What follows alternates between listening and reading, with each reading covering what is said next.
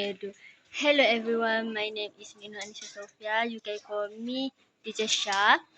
And now I want you all look at this the animal. The animal live in the forest and big antlers. What is that animal? This animal is a deer. Let's look at the animal together. Alright.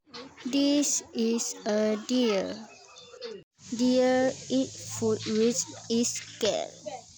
This animal like to run fast, and there are many interesting about this animal.